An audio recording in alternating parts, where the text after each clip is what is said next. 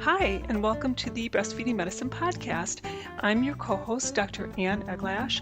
I'm a clinical professor in the Department of Family Medicine at the University of Wisconsin School of Medicine and Public Health and a board-certified lactation consultant.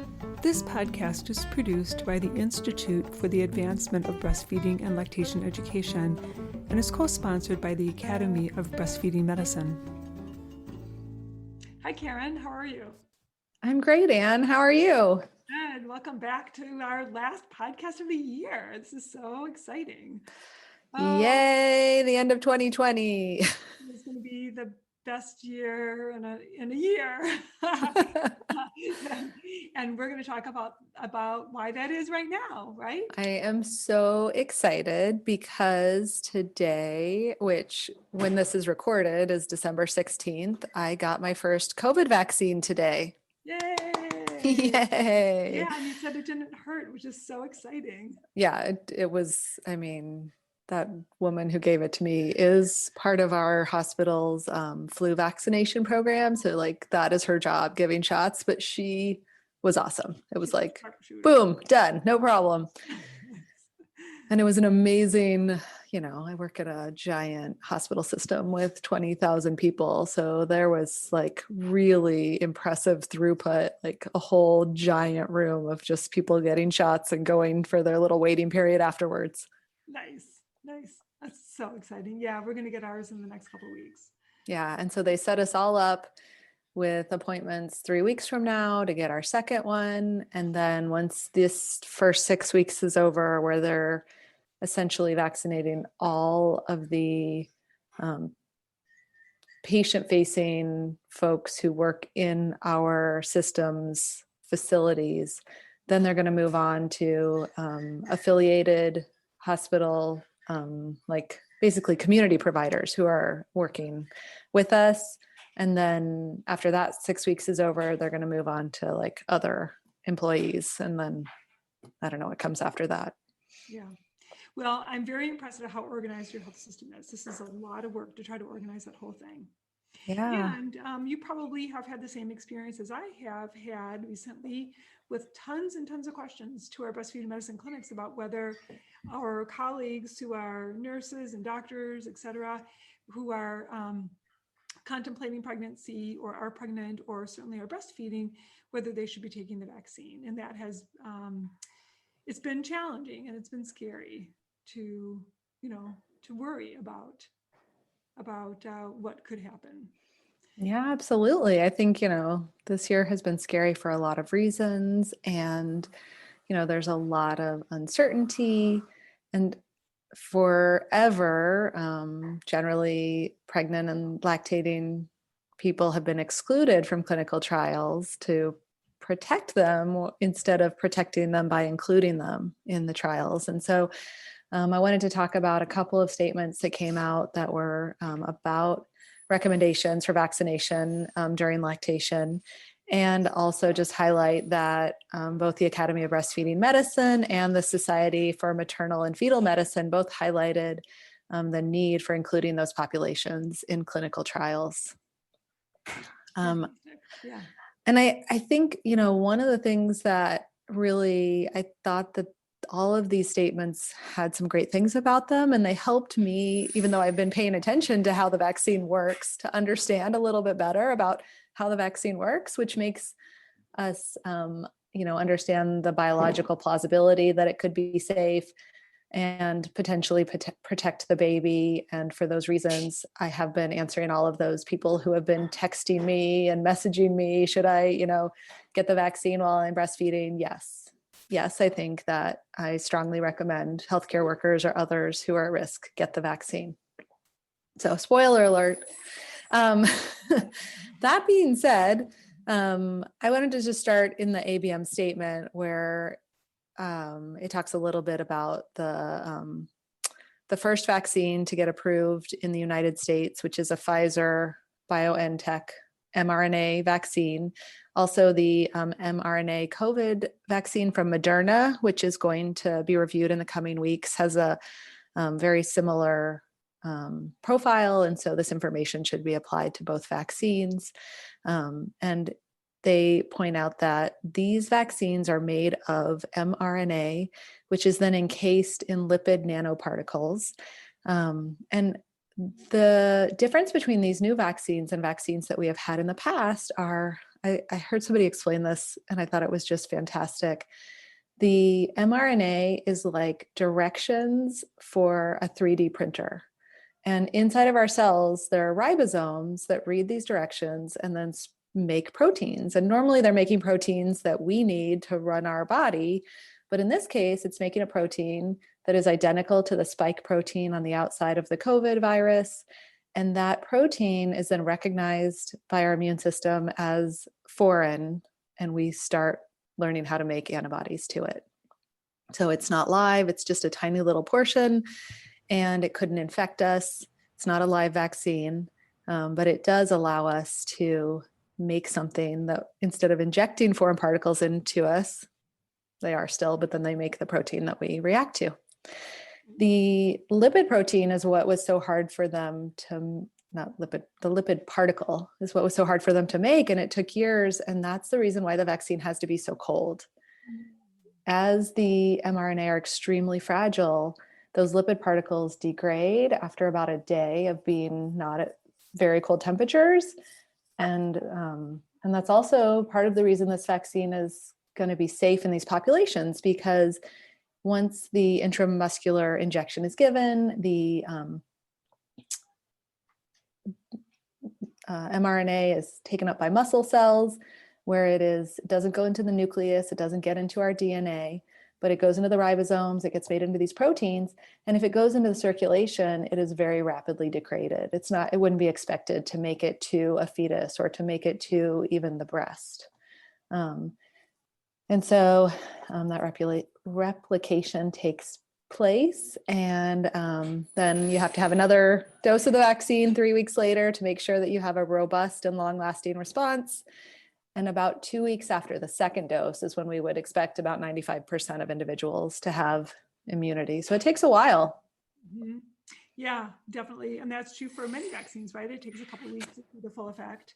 Yeah, there was a meme that was going around the internet about how the spike protein may be similar to a placental protein. And there was a concern that the vaccine could increase the risk of like threatened pregnancies, for example, or increase the risk of infertility. And I checked out the Pfizer website on that, and they say, that's really not an issue. This came about from people sort of picking apart some of the very fine details about this protein and about some of the proteins that are in the placenta, and that this would be very, very rare and not likely to happen. So that was encouraging as well, because I think that set many people back and had them pause when they heard that. Yeah, that is certainly something that you would be concerned about if you heard it. And I actually had not heard that yet. The other thing from the ABM statement is it reminds us that following vaccination against other viruses, IgA antibodies are detectable in breast milk within 5 to 7 days. And there are several studies that have been started to test breast milk for antibodies in women who are getting these vaccines. I think that it is a little bit easier for me to say wholeheartedly, yes, if you are lactating, I think the vaccine doesn't worry me at all. And I think, not just because of what you just said, but just, it's a very different physiological condition from being pregnant. Yes, and I think it's really interesting. I wanted to move on to the ACOG statement really quickly, because I had not read this statement, but this morning an OB I know had called me and asked me what I thought. And she said, this statement was really not very, I don't remember what she said. It wasn't a strong recommendation for it. And I think that while it isn't as strong as the ABM statement, I think there are some really positive things about it. But I also noticed that, the way that she felt about it when she read it and the way I felt about it were different. And part of that has to do with just how we feel about what is doing no harm and how we protect our patients. And so the ACOG statement, of course, reminds us that this vaccine development and regulatory approval are rapidly progressing. There's going to be lots of new information coming down the pike. This is an emergency use authorization, and that in reviewing all of the available data, the Advisory Committee on Immunization Practices issued an interim recommendation of the Pfizer vaccine for persons aged 16 or greater, which I think that's interesting. These were not studied in children. And they then say, ACOG recommends that COVID-19 vaccines should not be withheld from pregnant individuals who meet criteria for vaccination based on the recommended priority groups. They recommend that it should be offered to lactating individuals similar to non-lactating individuals if they meet criteria based on prioritization of groups, and that we should have access to available information, the individuals should get access to available information about the safety and efficacy of their vaccine for decision-making. This includes, the level of transmission in the community, the potential efficacy, the risks to that particular patient, those sorts of things. And I think, to me, while this isn't a strong recommendation for it, it would not discourage me from giving it to a high-risk individual. And particularly, the first people in line to get the vaccine are healthcare workers. And one of the things I didn't realize, although when I thought about it, it made total sense, was that 75% of healthcare workers in the United States are women. Oh, really? It's 75%. That's interesting. Mm-hmm. Yeah. It's hundreds of thousands of people who are either pregnant or breastfeeding who are front lines in this country. Yeah, it is a ton of people. And then the Society of Maternal and Fetal Medicine strongly recommends that pregnant and lactating people have access to the vaccines and that they engage in discussion about potential benefits and unknown risks with their healthcare providers regarding receipt of the vaccine. Of course, due to the limited supply at this time, it's really the healthcare workers that are going to have availability, and they are at higher risk. They have a section for pregnant persons. They also have a section on efficacy and fetal risk. The fetal risk section says counseling should include the theoretical risk of harm to the fetus. The risk from mRNA vaccines is thought to be low due to the expected degradation of mRNA in the circulation. The Advisory Committee on Immunization Practices reports preclinical studies have been reassuring. Individual decision-making needs to balance the theoretical risks with the risks associated with delayed vaccination and the possibility of maternal infection. And there has been an increased risk to pregnant women from COVID that has been shown to include admission to the ICU and death. Yes, they have a higher risk of, being intubated, yeah. Mm-hmm. They say that, there's this post-vaccination symptom that can be mild to moderate in severity with, some fatigue and fever and those sorts of things. That was really, fever was in less than 4% at the initial dose and less than 16% at the second dose. You should not get it if you're allergic to any component of a vaccine. Interestingly, I learned that this vaccine does not have any additives. Sometimes they're called adjuvants that make the vaccine more irritating to help provoke a stronger immune response. So there aren't any of those sorts of additives in this vaccine. It'll make a lot of people happy. And it also just says that vaccination is recommended for lactating persons. I like the language that they use. It's very inclusive. Yes. And so that was all very positive, I thought. Yeah, that's great. One of the questions that I receive from many people is whether or not taking the vaccine is going to increase the protection of their nursing infants. And my feeling about that, it's interesting to me that the Academy of Breastfeeding Medicine mentioned that there should be increased IgA in response to the vaccine. But I don't know if that's truly the case, because we know, for example, that it's going to be an IgM and IgG response, right? And IgG and IgM are not the predominant antibodies. that go through breast milk. It's because what's really, the antibodies in breast milk are there to protect the gut lining, and those are IgA, because that's IgA lives on the mucosal surfaces.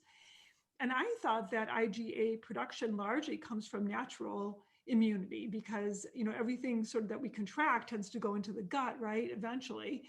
And then it's the mucosal defense, it's the lymphoid tissue in the gut that actually produces that IgA. So I don't know, I'm curious to find out how much IgA is actually produced from the vaccine. So I've been telling patients I just don't know. I do anticipate that that a newborn whose mother was immunized during pregnancy should be protected, just like we do know that's why we give the Tdap vaccine for pertussis for pregnant women, so that the babies are protected from pertussis until they can have their first vaccine at 2 months. But yeah, I'm curious. I'm curious to find out more about the antibody response that we will see. We know that there are some studies that are just starting, right? Asking for breast milk samples from women who have been immunized and who've had natural immunity to see what the antibodies look like. From when I've looked at studies on the antibody response to COVID among mothers who have had natural immunity, they have been measuring IgG in breast milk and have not mentioned IgA. But it may just be because that's the assay that they used. And usually when we're checking for immunity, we're using IgM and IgG and not necessarily IgA measurements to certain, germs, infections.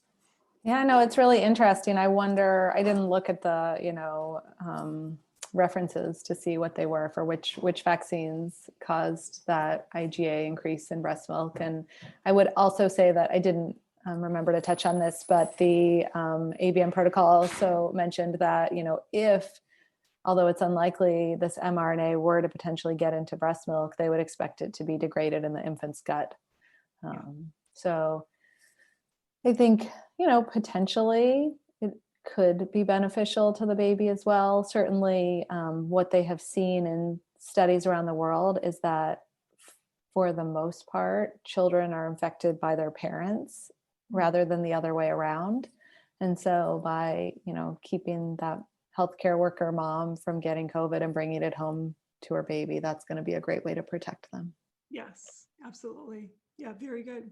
Well, that's really exciting. I just am so excited to have some avenue out of this pandemic, so I'm feeling hopeful that we will be able to see each other later this year.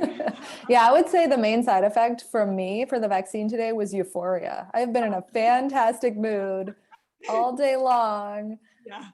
Texting out the selfie I took while I was getting the shot, and that's so great. Nice.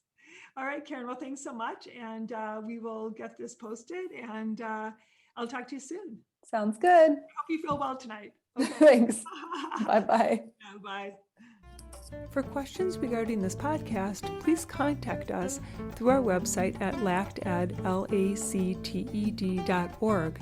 We have other educational projects, including the Clinical Question of the Week, our Little Green Book of Breastfeeding Management for Physicians, and our various educational courses and conferences for physicians and other breastfeeding supporters. If you want to see what we look like, check out our Breastfeeding Medicine podcast Facebook page, where you can post any questions or comments about our podcasts. Thanks for listening, and we'll be back with you in about 4 weeks.